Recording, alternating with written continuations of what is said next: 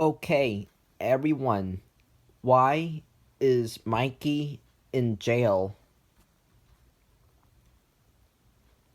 Here is the answer to that question. Because he pulled the fire alarm to skip a test.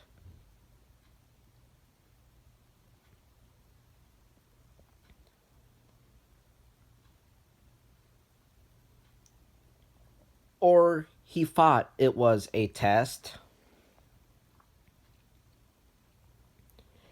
It turned out to be a pop quiz or a game.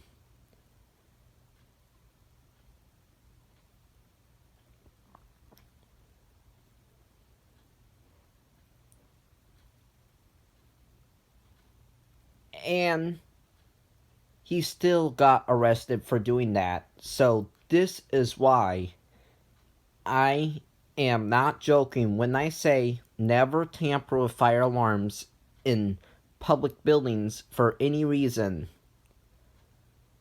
Because you do not want to end up like Mikey. No.